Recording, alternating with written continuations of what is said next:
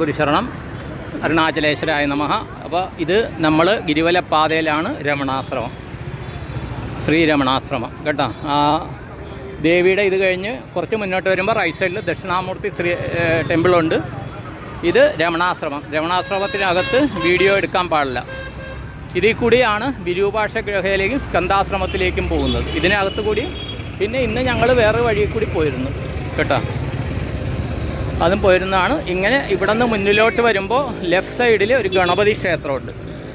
അത് വളരെ ഇവിടുത്തെ ഏതോ ഒരു ദിവ്യ അവധൂതനെ അവിടെ അച്ഛനമ്മമാർ ഭജന വരുന്നിട്ടാണ് ആ കുട്ടി ഉണ്ടായതെന്ന് പറയുന്നു. ആരാണ് എന്താണെന്ന് എനിക്കറിയില്ല. കഴിഞ്ഞ പ്രാവശ്യം വന്നപ്പോൾ ശ്രീ ശ്രീനിവാസൻജിയാണ് ഇതിനെക്കുറിച്ച് എന്നോട് പറഞ്ഞത്. അത് കറക്റ്റായിട്ട് ഓർക്കുന്നത് എന്താണെന്ന് വെച്ചാൽ അതിൽ നിന്ന് അകത്തേക്ക് പോകുന്ന വഴിക്കാണ് ഞങ്ങൾ റൂം എടുത്തത് കഴിഞ്ഞ പ്രാവശ്യം.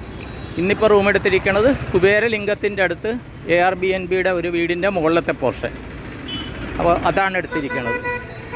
അപ്പോൾ അവിടെയാണ് ഞങ്ങൾ താമസിക്കുന്നത്. കഴിഞ്ഞ പ്രാവശ്യം തെക്ക് വശത്തായിരുന്നെങ്കിൽ ഇപ്പോൾ വടക്ക് വശത്താണ്. കഴിഞ്ഞ ഇതിൽ അതിൻ്റെ നേരെ ഓപ്പോസിറ്റിലാണ് ഞങ്ങൾ എടുത്തിരിക്കുന്നത്. ഇതൊക്കെ ഈ ഇതിൻ്റെ രണ്ട് സൈഡിൽ രമണാശ്രമത്തിൻ്റെ താമസിക്കാനുള്ള സൗകര്യങ്ങളുണ്ടെന്ന് തോന്നുന്നു. അപ്പോൾ ഗണപതി ക്ഷേത്രം കൂടി കാണിച്ചിട്ട് ഞാൻ ഈ വീഡിയോ ഇത് ചെയ്യാം. അപ്പോൾ ഈ ഗണപതി ഭയങ്കര ഐതിഹ്യപ്രധാനമുള്ള ഗണപതിയാണെന്ന് പറയുന്നു. പിന്നെ യോഗി ശ്രീ രാം സൂരത് കുമാറിൻ്റെ ആശ്രമം ഇങ്ങനെ കൂടി 1 കിലോമീറ്ററോളം പോകണം കേട്ടോ.